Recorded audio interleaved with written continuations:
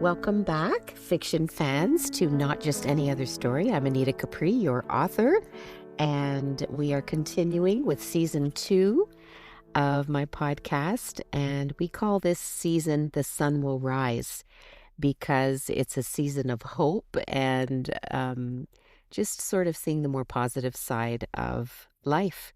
So I welcome today Cindy. Cindy's back. She was here last season for the Shopping Cart People, and I believe it was episode 2. We read some chapters. So thank you for doing this again. Oh, it's an honor, me. It's Anita.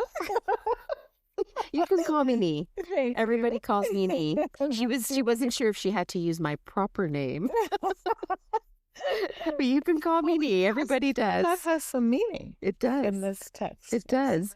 So we're at the cottage, and I was just thinking to myself, we should have called this the cottage season because every recording so far has been up here because I've been up here for a couple of months now. So, and it's the sun is not out today though, even though No, but it was yesterday. It's freezing today. I have 2 blankets on me right now, and it's funny because the season is called The Sun Will Rise, but the story today is actually called The Sun Will Rise. So this is, I guess, the feature story of the season. Yeah.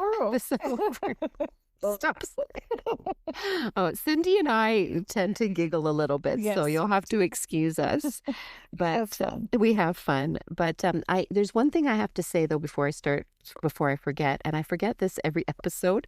But please subscribe or like or leave me a review because this helps me to get more notice on the different platforms. So we want more people to hear the stories because we want more people to be entertained by them, right? So Be part of our community. And be part of our little community. Thank you, Cindy. That's well put. So please do like, or you don't have to like it, but maybe review it if you don't like it, and subscribe to the podcast because then you'll get regular updates, I believe. So anyway, we're going to start the story. The Sun Will Rise, and Cindy, you're going to start, and I don't know when. We're only going to do part 1 of this because it's a very long, short story. So this will be a 2-parter. So this is part 1. The Sun Will Rise. Beautiful. Take it away, Cindy. Okay. And I'll read the title again. The Sun Will Rise by Anita Capri. Esther never liked her name. She thought it was so old-fashioned and matronly. Sometimes she told strangers or the odd person who asked that her name was Larissa, which was really her middle name. She knew she would probably never see these people again, so what did it matter? Larissa. She liked it so much better because it sounded more sophisticated, almost melodic, as it rolled off her tongue. With this in mind, she chose Larissa as her alias for the online dating app, which her best friend Desiree had convinced her to upload to her phone. It was Desiree's Saturday night brainstorm. It took the whole evening, a bottle of her favorite Shiraz, and the movie You've Got Mail, before Desiree could soften Esther up to the idea.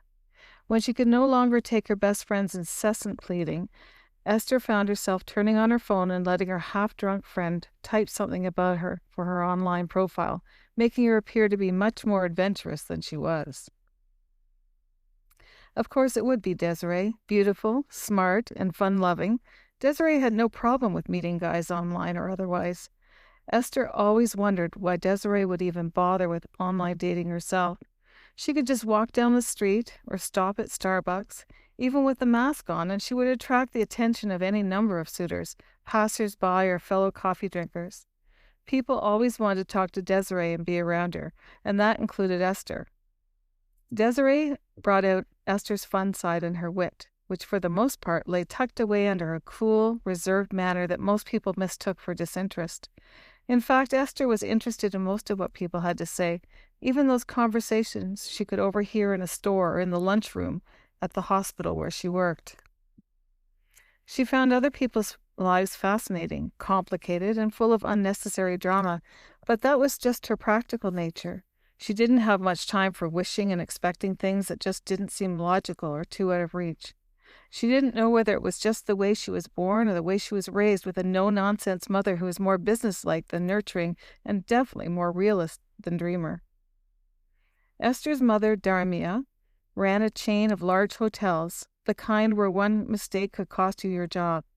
Her mother had always kept hers, and she had taught Esther, both by example or in the form of sage advice, that life was too short to wait for others to make things happen, and too long to make excuses or burn bridges, the ones that could come back and haunt you later on. Esther's father was always out of the picture. He had left when she was only 4, and it was a double blow to her mother. Not only did her husband leave her when things got tough, but Darmia's reputation had taken a hit, particularly back in India where her parents and most of her relatives still lived. Despite becoming more estranged from her family than ever, Darmia had just carried on, a single Indian-Canadian mother who made it her mission to further her career and raise Esther in the best way she could. She worked hard and made a name for herself in the hospitality industry, first as event planner, then as manager, and finally as director for a chain of hotels. As a child, Esther found it difficult growing up with her mother, working long hours, which required her to have babysitters every day after school until she was old enough to be on her own. Esther would come home to an empty house most days and start dinner, clean up, and do her homework without anyone telling her to do so. That was the way it was. It was an expectation, not a choice, but Esther never resented her mother for it. She realized that it was what made her so organized and self-sufficient, not only on a physical level, but emotionally as well. Esther learned to enjoy her own company and could always hear her mother's voice at the back of her mind to be industrious when she had finished her chores or homework, not to waste her time with video games, television, or girl gossip. Esther didn't seem to mind, though, because she knew she was mature beyond her years, and by that time she was in high school, she began to flourish. She had an air of quiet confidence that seemed to attract the right type of friends who shared her interest in all things science and politics.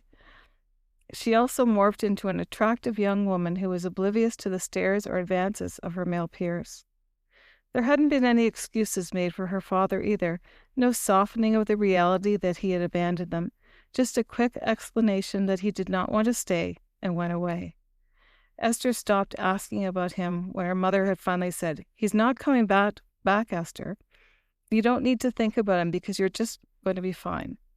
Esther remembered her mother attempting a smile as she said it, but even as a young child, she knew her mother had been deeply hurt, and the words just seemed to be something to say when you don't know what else to say. And unlike her mother's promise, her father did come back years later when she had just graduated grade 8. He had waltzed back into her life just as easily as he had left, except for his news that he was remarried and that she had a half-brother and sister living not 2 blocks from her own house. It was some graduation, all right. She never forgot the look on her mother's face when he walked through the gymnasium doors, finding a seat at the back after the ceremony had been underway for at least half an hour, as if he were just late to a school play instead of being late for her whole childhood. But her mother didn't tell him to leave, nor did she get angry when he walked up to Esther after the ceremony and said to her, "Hi, Esther, do you remember me?" Esther felt at first angry and resentful, but then as a few months passed, with her siblings just a stone's throw away, her curiosity began to grow. She would walk by her father's house pretending to be on her way somewhere, and she would slow down, an unsettled feeling in the pit of her stomach gnawing at her to the point where she would tell herself not to look. But she would look anyway, with a quick glance at the large bay window overlooking the boxwoods and the bright red rose bushes, only to be disappointed that she could never see anyone inside. Then finally, one day, listening to music on her iPod, she caught a glimpse of someone as she pretended to tie her shoelace right in front of the house. She stood up and stared at the young face in the window, and the face stared right back. And then the face smiled. It gleamed, actually. She was so surprised that she ran home and vowed never to go near her father's house again. She didn't need to. The very next weekend, her father called her asking if she wanted to meet her siblings, Sam, 7, and Michelle, 4, the same age she was when her father left her. Deep down, she truly did want to meet them. Since she had seen the young boy's face grinning at her through the bay window, she began to envision her life with brothers and sisters and would make up stories in her head about how they would discover each other. Despite this yearning, though, she responded to her father with a casual, "I guess." And the very next day she found herself standing awkwardly, on the front step of her father's house, staring at the shiny red door, thinking to herself, "Why am I here?" She not only met them, but eventually began to go by the house and play with them after school. It felt good to have a brother and sister, to play big sister and watch them grow and learn things from her, like how to avoid getting into an argument with a bully, or when to keep your head down. Lessons she knew were probably more useful to her with light brown skin and Indian background. It was all very practical advice nonetheless. Through all this, she managed to keep her relationship with her father at a distance, along with his second wife, while her mother stood by silently, always with a watchful presence, never fully agreeing or disagreeing with the whole idea. The rest is history. Esther had become close to her siblings, even closer after her mother died a few years ago, and she knew they loved her just as much as she had grown to love them. Thinking about this as she watched the coffee from her machine pour into her travel mug, Esther smiled. Someone was texting her, Desiree. Her thoughts shifted to her friend as she nodded her head in disbelief, remembering the weekend and how she had convinced Esther to enter the world of online dating, despite the fact that she had so little time as it was. With 12-hour shifts at the hospital and a 45-minute commute to and from work, it was all she could do when she got home to make a semi-healthy meal and watch an episode or two of one of her favorite series before her eyes grew heavy with fatigue. It left little time or energy to be connecting with strangers just because an app said they had this or that in common.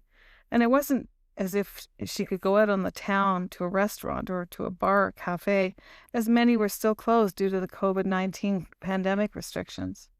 If she did meet someone online, then it truly would be an online relationship, unless she opened her bubble, and as a respiratory therapist in one of the busiest hospitals in the city, this was not an option, at least for the time being. It had been a whirlwind year. Having just graduated in August, she got the call just 2 weeks later to work at one of the bigger hospitals in the city. In the midst of the pandemic, she was thrown into the work of intubating, venting, and comforting patients who were either suffering from the ghastly infection or who required her skill for other ailments. She preferred intubating for surgeries, be it regularly scheduled or emergency surgeries. There was time to prepare mentally. There was a team there, everyone working together in different ways with different skills. It was fairly routine. But this COVID thing was a whole other reality. There seemed to be no rhyme or reason to it. As cases grew, it was evident early on that elderly patients were more severely affected, and they had lost some in the last few months. But as time went on, it seemed like younger patients in their 30s and even younger were appearing in the ICU more and more, and this truly scared her. Esther wondered if it were normal to feel so exhausted this early on in her career. There was little downtime as the number of patients in the ICU grew steadily since the first signs of autumn had revealed its fiery colors. On many of her days off, Esther would sit on her favorite bench near her apartment building and watch the leaves that had begun to drop to the ground, either in a slow, graceful tumble or trapped in swirling gusts of wind that would carry them away and then release them abruptly on an unfamiliar path or rooftop, an ominous sign of what was to come. Now, as the holidays approached and winter descended upon the city, she felt the emotional, physical weight of the job. She loved what she did. She hated it at the same time. As of late, with doctors' schedules being stretched more and more, she now had to speak to patients with COVID-19 and their families to explain the treatment options when there was a turn for the worse. She felt like a counselor sometimes, trying to help them without pushing too much, with decisions about treatments requiring the vents while providing the emotional support. She had seen patients die, and she knew she should be prepared for this, but as the months passed and the cases grew, she began to realize that she mostly feared that someone would have to die in a hospital corridor, or because there just weren't enough vents or hospital staff to care for them. She had watched on the news as the situation in other parts of the world grew dire, where decisions had to be made about who should get the greater care.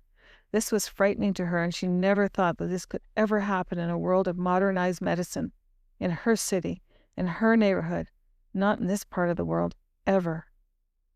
Those days, the ones where she or one of her colleagues had lost a patient, were hard. It took a toll on the whole team, taking just a little bit more of them.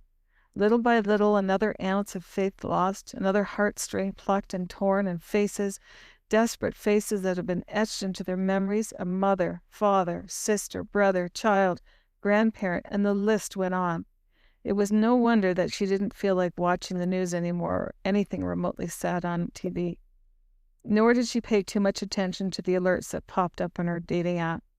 She couldn't imagine trying to squeeze in a possible relationship amidst all of this. One night, as she was dozing off while watching an episode of Jane the Virgin, her phone dinged. It was another alert. It was, a few minutes later, followed by a text from Desiree. "You have to check this one out," it said. Esther chuckled to herself. "Are you in my dating account?" "Of course. Who else is going to choose the right guy for you?" "OMG, you are really going to make me take this seriously, aren't you?" Esther began to regret already that she had allowed herself to be convinced to participate in Desiree's shenanigans. Desiree didn't respond, but instead sent a screenshot of Bob, a 32-year-old financial analyst who loved hockey and hiking in his spare time. Except the screenshot of Bob was not an actual picture of him, but a small black and white kitten. Confused, Esther texted back, multiple question marks. At that moment, her phone rang. It was Desiree again. "First," she began, "the fact that he has a picture of a kitten as his profile picture means that he loves cats, which means he is perfect for you since you are a bit of a cat freak. Not to mention, it adds a little mystery to the guy, don't you think?" Desiree was right about one thing. Esther loved cats, especially her own two, Itty and Biggie, named simply for their respective body sizes. But she didn't think it lent an air of mystery to this profile pic. She wondered, rather, if he were hiding something. "Why not put a picture of himself with his kitten?" Esther asked. "Well, now you are missing the whole point, Larissa," Desiree, now referring to her friend's dating name. "What does it matter what he looks like? You are the one always saying that looks don't matter at all." "I'm not saying that looks matter, but..." Esther found herself searching for a reasonable excuse not to have to engage in any of it. It really wasn't that she bothered so much by the fact that Bob chose to use a picture of a kitten instead of himself. Her heart just wasn't into it. The idea of dating at that moment during a pandemic just didn't seem logical, at least not for her. Before she could think of a good reason to reject the prospect of meeting someone, if even just online, Desiree had the final word. "We all need to open our hearts a little more, even to strangers, and especially now. I mean, you do that at work every day, don't you?" So I think we're going to stop Mm-hmm. like your reading part there. Okay, yeah. And we're going to, I guess, talk about what we've read so far. I mean, I've never used a dating app. I'm well beyond, well, I guess I'm not because people use it at all ages. But yeah, so she's very reluctant. What do you think about that? Well, I have never used one, but I remember my somebody I knew Yeah. wanted to meet somebody, had been married before, but wanted to meet somebody, and just really couldn't, couldn't find a way. Yeah. And so I had never done it, but I said, "Why don't you try that?" And she tried it. And within 2 weeks, she met a guy. And they've been married now for Isn't that 15 something? years, and she's very happily married. They're just, so yeah. I know a number of people that have met online and some that are married. Yeah. Yeah. Yeah, that's wonderful. Yeah, I don't know, there's some different mixed reactions, I guess, about online dating. There's some apps that are just, I don't know, some people just don't have any luck. I don't know. And some people really find their person. So, Well, it's no different than going to the church or a local bookstore. yeah. And you probably actually can check them out. You can probably check them out on social media. Absolutely. That's why they say be careful what you put out on social media because it'll come back to haunt you one day, maybe, right? Yeah, exactly. I wanted to portray Esther in a very particular light about the type of person she is. Yeah. And, you know, she's just not like necessarily the majority of 20-somethings her age, right? Yes, she comes across as very caring, and she's a respiratory technologist. Yeah. So, I mean, she's in a, you know, service industry, helping people. Yeah. And that's how she comes across. She comes across as a really nice girl. Yeah. But what do you think about her? Well, just going back to sort of how she was raised, like, I don't see a lot of young people being that way.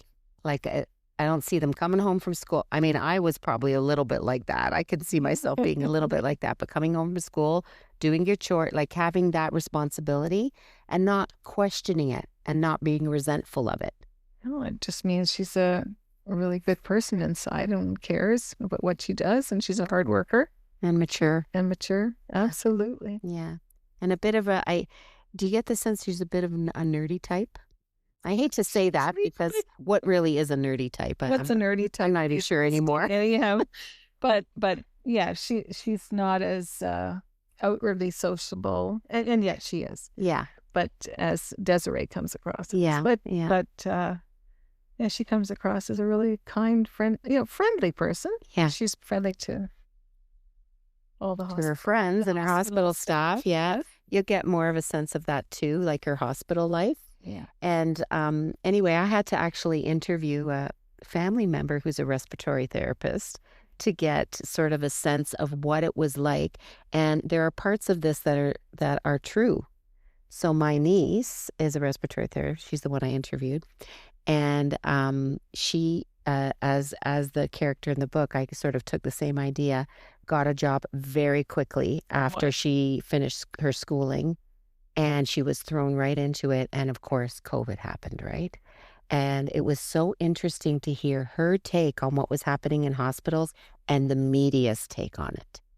So you know how when they would say, oh, yes, this wave is over, she would be like, no, it's not. She's like, there are just as many, if not more people coming in with it. And yeah, so it was really, really, and so that made me start to wonder how accurate the reporting was.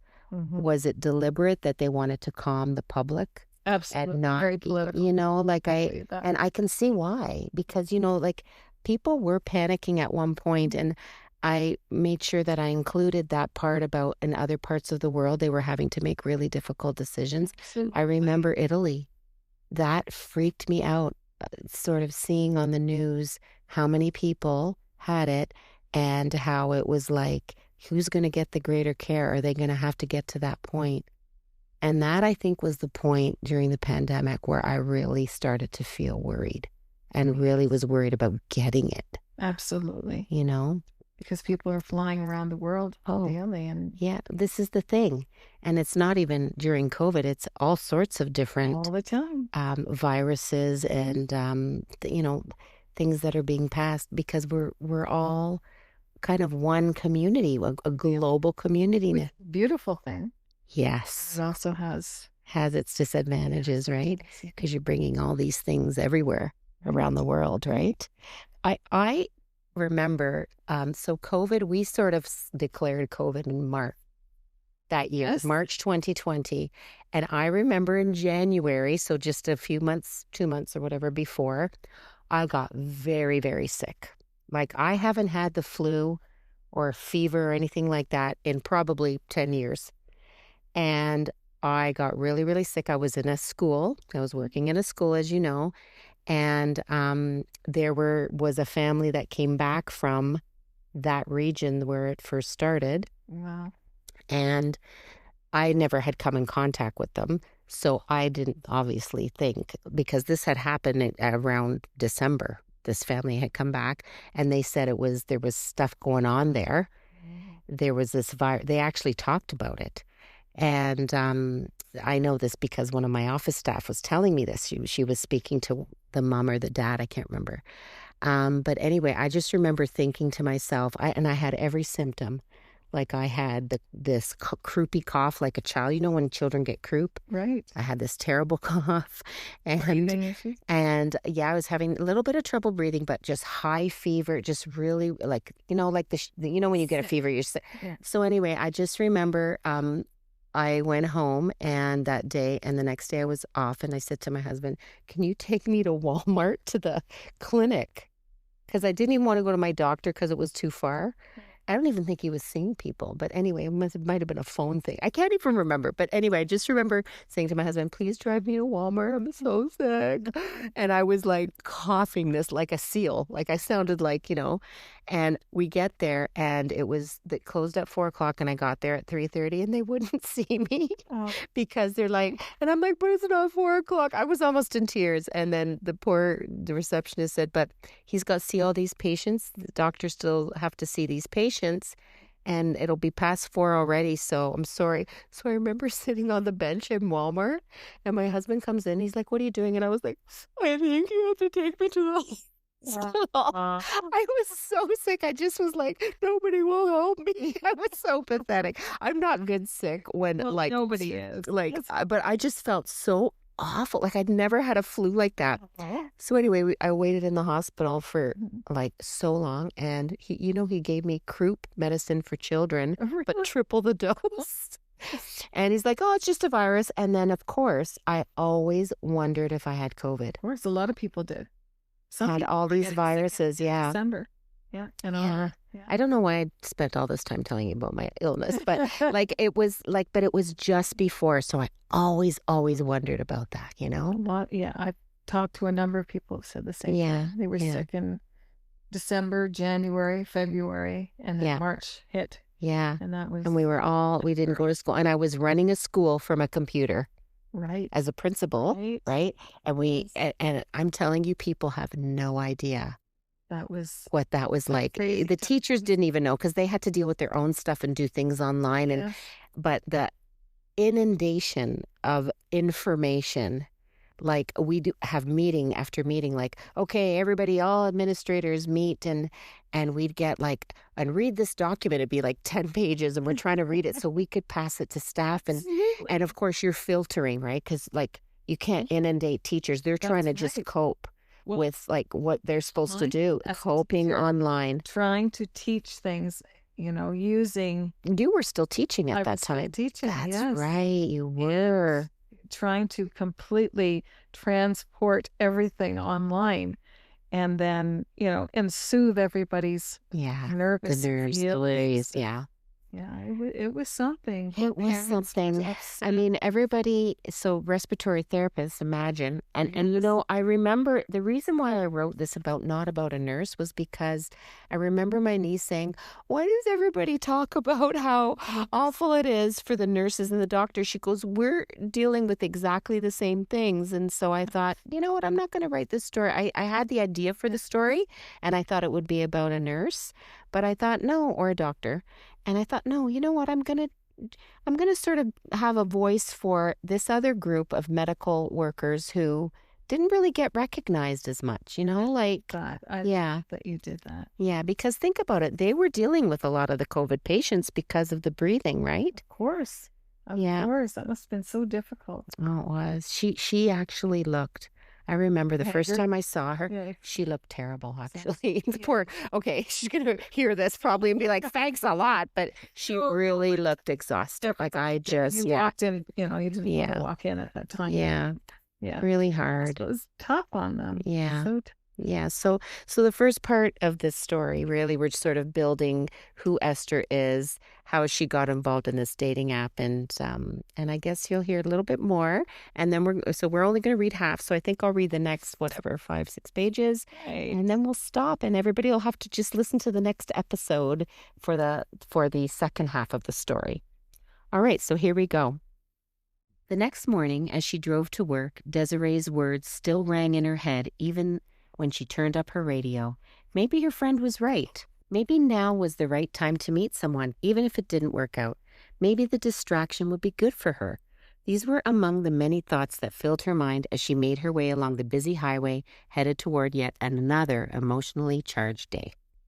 When Esther arrived at the hospital, she sat in her car for an extra 10 minutes before going in. She didn't feel like working. She was tired and hated wearing the new N95 masks that she had just been fitted for. It left marks on her face and nose that had become chafed and red, that hurt to the touch. When she finally made her way to the staff entrance, she rifled through her bag to find her badge and phone so she could fill out the COVID-19 screening form online.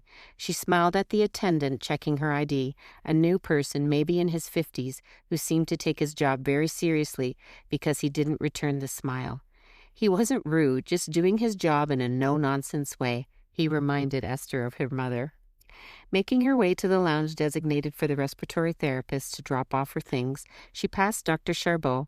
She adored Dr. Charbot. He was one of the few ER doctors who took the time to get to know the RTs in the department.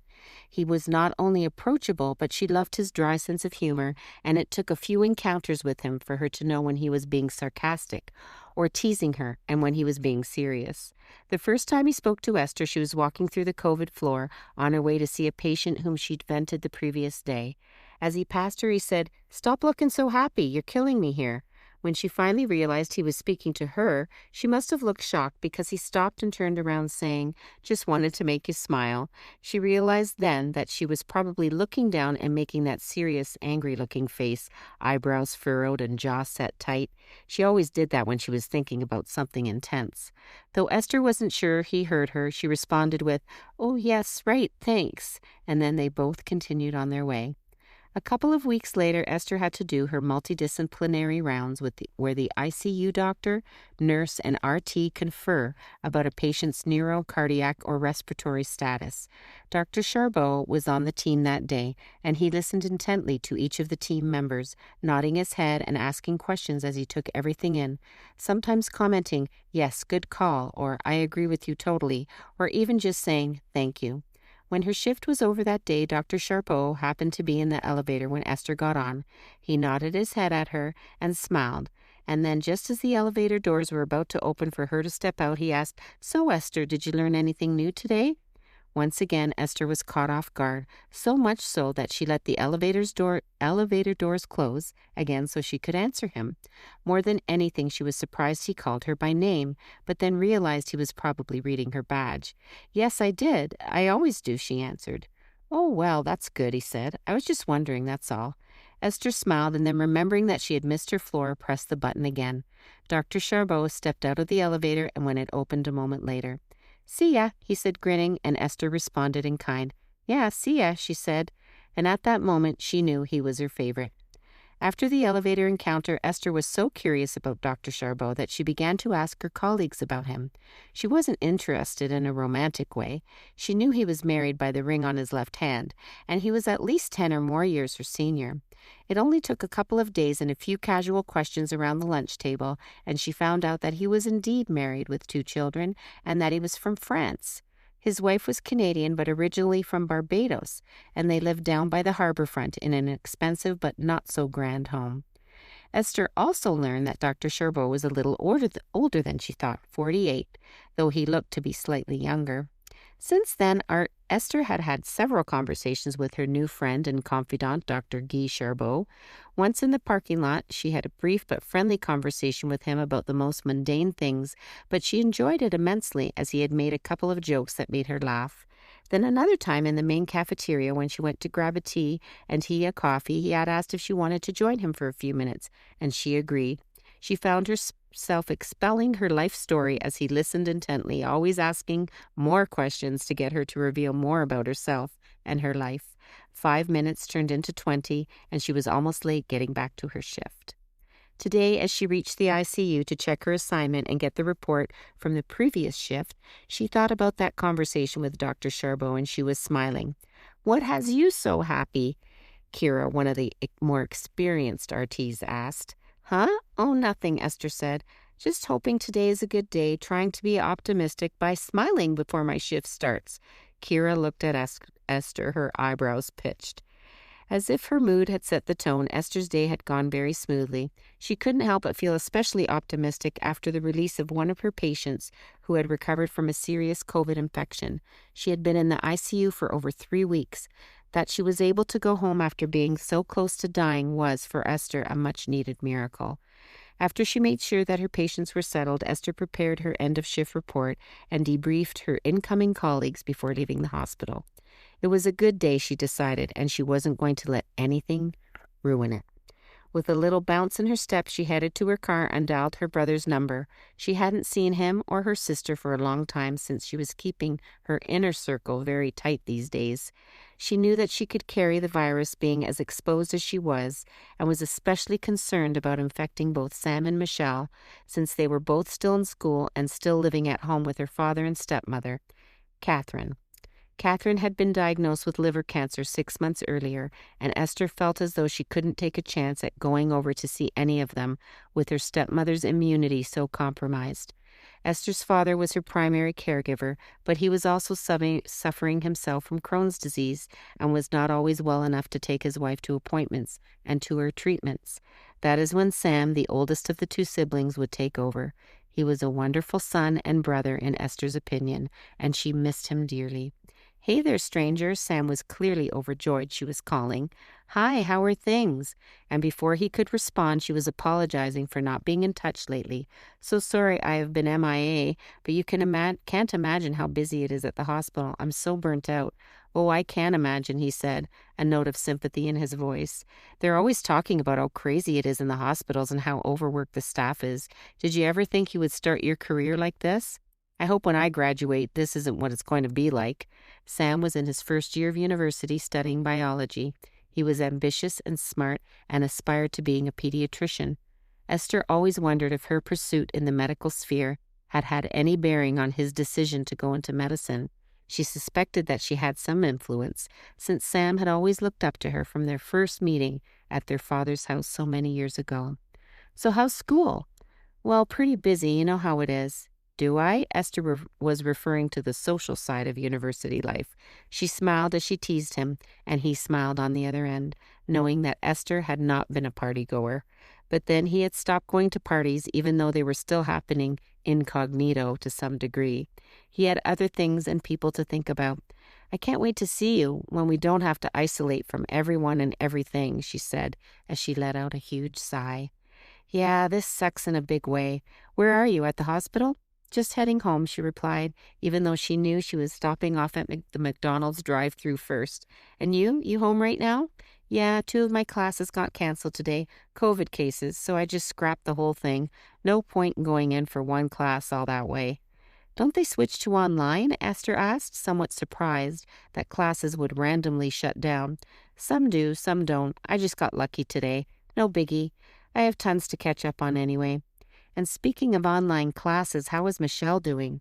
"Oh God, don't ask. She hates it. I swear she could just learn it by herself. Total waste for her." "Really? Poor thing." Esther couldn't imagine having done high school on a screen, so she truly felt sorry for her sister, who loved school and was slowly starting to hate it. "It's not the teachers or anything, but the other students. Bunch of slackers. And she's left doing the work for all these group projects and stuff." Now Esther could truly understand her sister's frustration. She had often been in that situation throughout her school years. "Well, I'll give her a call tonight, see if I can cheer her up." "Good luck," said Sam. "She's pretty grumpy, so you better have something good." Esther smiled as she said goodbye to Sam, though she felt the small hole in her heart grow a little bigger at that moment. As Esther pulled into the parking lot of her apartment building, she heard her phone ding and wondered what the odd sound was. It wasn't the familiar email or text notification. So as soon as she parked the car, she looked at her phone. It was an alert that she had had a match to her profile on the dating app. Out of sheer curiosity, she swiped right, thinking that it would give her access to more of the person's information. When she received a message from Bob, the cat picture guy, within a few seconds she realized what she had done. It was too late by the time she recalled Desiree telling her to swipe right when she liked what she saw. Exasperated with herself and yet deliciously curious, she looked at her message. It was a simple, "Hi there, Larissa." And as she read, she laughed to herself. Finally, she thought, I get to use the name I always loved the most. Mildly nervous, she thought about what she should message back.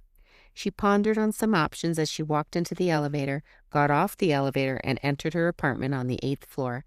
Then suddenly, ping! Another message from the cat guy. "Are you there?" it said, and all she could answer was, "Yes." Thinking about whether to answer back? "Oh dear," she said out loud, he already has my handle." With her coat still on, she sat on the velvet armchair she had spent most of her time relaxing in and decided to engage. Sorry, she started. I've never done this before. Phew, neither have I.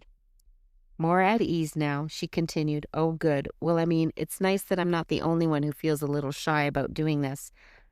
Oh, well, I didn't say I was shy, just a virgin to this stuff. And before she could answer, he was explaining himself. I mean, I'm a virgin to this app and not really, well, maybe I better stop now before I really make a fool out of myself. Esther laughed full out loud now and suddenly felt that she would really enjoy the conversation. Please don't feel the need to explain. For a first conversation, this may just be TMI. I am glad, though, that you were the first to put your foot in it. OMG, did I just do that now?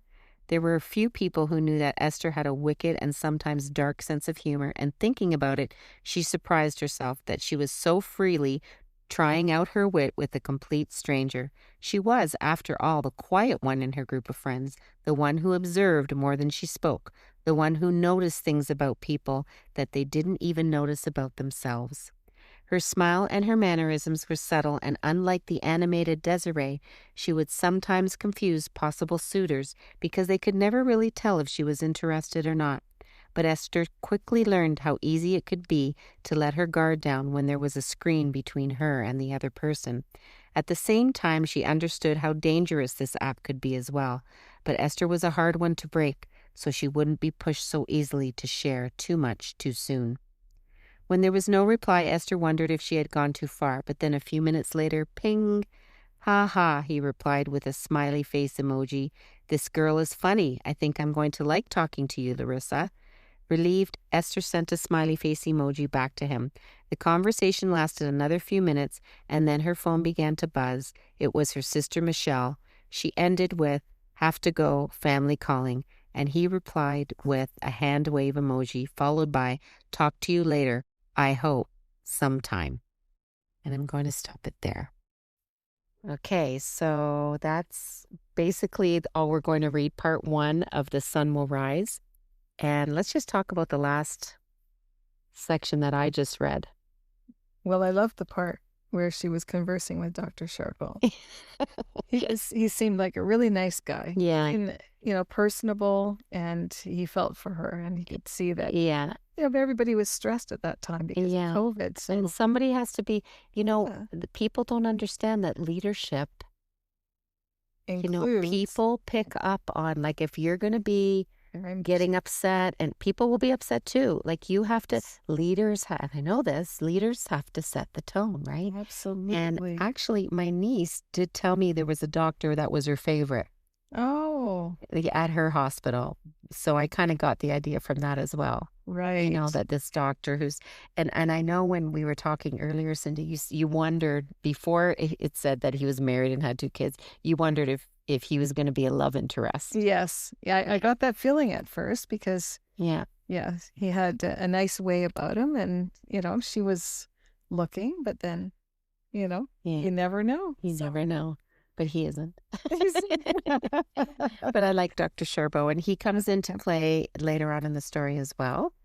And then after that, so we get to know a little bit about Dr. Sherbo, and sort of he befriends her, and a little bit about her brother and sister too, that they're in school, and wanted to sort of give through the story. This story isn't just about a respiratory therapist, right? And a hospital. I wanted to give a sense of what it was like, just generally speaking, like kids trying to learn online, and absolutely, and how you can't visit your relatives if they've got some autoimmune disease or if they're compromised. And that was really happening. It was it really isolated family members. So she's on her own. I knew had family members that were on their own, that didn't live with anybody, or, it must have been really, really hard. It's tough for everybody, I think, for some harder than others, but some people were affected more than others. Sure they were. Yeah. But it also was uplifting. So the piece with Dr. Charbonneau, and then the piece... Sherbo, sorry. There's Sherbo. Who is Charbonneau? Why do I know that name? I know that name, Charbonneau. Yeah, me too. But anyway, could be a doctor. TV. Yeah, who knows? Charbonneau. Or is it a political? I don't even know. I know that name though. Anyway, sorry, Cindy. Sorry. Yeah, no, it's and the brother and the sister, And of it course. brings family. It brings more information about Yeah, Esther yeah, and and Sam and background Michelle. and the community again Yeah, piece. Yeah. yeah, yeah, So yeah. it just And shows the then community dealing with their normal lives plus COVID. plus COVID, yeah, and of course, people. How do people date? This is how they had to do it. That's Like, part and of it. people do it still this way, obviously, That's right? right. But so she has her first contact from this guy, and she by accident swipes right, like she forgets like which way. So she ended up like showing interest and didn't realize it. So that I like that part. And her reluctance. Oh yeah, I love that because that's all part of the pathway to meet somebody. yeah, for sure. And but she quickly overcomes that when he, starts to sort of make jokes and He charms fumbles a little bit. charms her a little And bit. of course, he's a cat person. Yes, of And course. she's a cat person. And did you remember? So, okay, I'm getting off track here, but did you remember what she named her cats? Itty and Biggie. Biggie. So I have a cat named Itty. Yes, you do. Itty Bitty. So like I use that name, but that's what I was about to say, Biddy, and it's Itty and Biggie because of course their sizes, and there's something that comes up about his cats that's funny too. Yes. So I always seem to get cats in my stories, like. Because they seem to love cats. I know, but I don't even do it consciously anymore. I just have to include a cat somehow. You're such a great cat mama. Yeah. Take such good care. Thanks, Cindy. I have for the listeners, I do have 2 senior cats. They're 17. One has thyroid issues, so he's on pills twice a day. And the other one has, oh boy, how am I going to put this? Let's just put it this way. She's on human Restorelax, which people laugh about. But I'm telling you, when the doctor said, give her some Restorelax, I was like, you mean like the human kind you get at the drugstore? Yep. So, and I won't even get into details about the picture that I had to send my vet of my cat's butt. Did I tell you about that? Yeah, you did. God.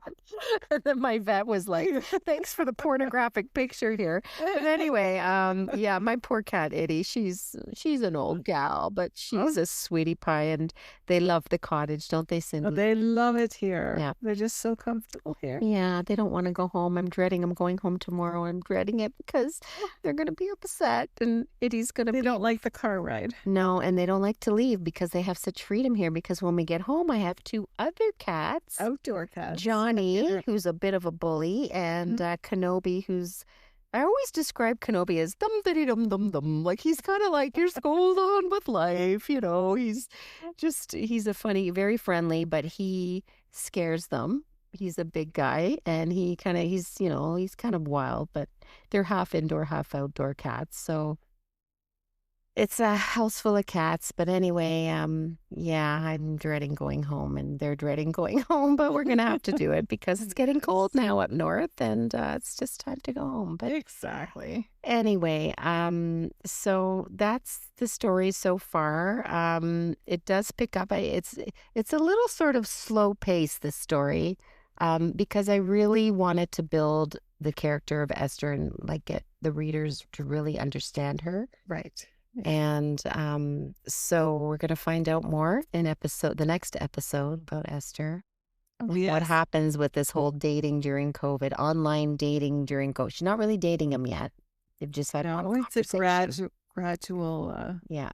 I know you've read the rest, but I have read the rest, and I love it, and it gets very exciting. I like it. It's exciting, really.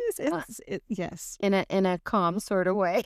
Yes, well, it deals with COVID. It deals with the community. And what life was like and relationships during COVID. Yeah, absolutely. Yeah. So it was more of it's a slow feeling, just like that time. Yes, yeah, it was. It seemed to drag. The world slowed down. It sure did. Yeah. So do you remember, Cindy, seeing? I'll never forget watching the news one day, and they showed all the cities around the world, like the main street, like the center of the city. Dead. No cars around. Yeah. Like, it was the most surreal thing to see. There was a lot of fear, and I mean we had to separate. Yeah. So yeah, It was amazing, though. It has always amazed me. I correlate. But anyway, how cars always, people driving cars always stop at red lights, and it's all so organized. Well, it was organized during that time, during COVID, too. Yeah, I think it was pretty organized. I mean, Actually. there were a lot. It seemed like it was chaotic, It wasn't so chaotic. And except in the it hospitals. just amazed me how communities, smaller or larger, could Follow the rules, too. follow the rules, and we could overcome such a deadly disease. Yeah.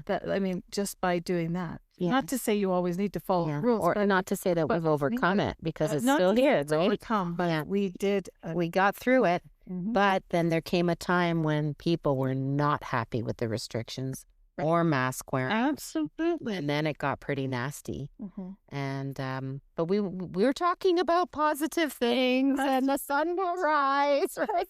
So, but yeah, I do remember. And there was something that came out of COVID, not for everybody, because it was a pretty depressing time, but it did bring families together. People started eating together at the table again, Right. playing games together, trying to find ways to come together, and because they couldn't go out, there's nowhere to go. Eating more healthfully. Yes, healthy eating, and for myself, I actually started to walk every day. Yes. Because I was at home and I would go hours and hours and hours without getting up, and so that got me up. Mhm. And I would go usually, because all the teachers were on lunch at around 12-ish. So I would go for about an hour or 45 minutes, because I knew I wouldn't get really many messages. Sometimes I got a lot of messages, but I always brought my phone with me anyway, and would often be talking on the phone while I was walking. But it actually got me in the dead of winter too, Absolutely. out walking. We walked every day for an hour and a half, Wow. depending on weather. Yeah. And then we also exercised along with the TV. Yeah. YouTube. Yeah. And we were more healthy then than. Yeah. As soon as it was time to go back to work, Yes. stopped walking, because I didn't have time. Yes, It would it's get home just too time. late and exhausted. Yeah. Yeah. So it was interesting. So there were some positives Absolutely. that came out of it for some people. Definitely Yes. not everybody. Yes. Right. What a time. What a time. And remember, what we forgot to talk about? Remember, we were supposed to go on a trip?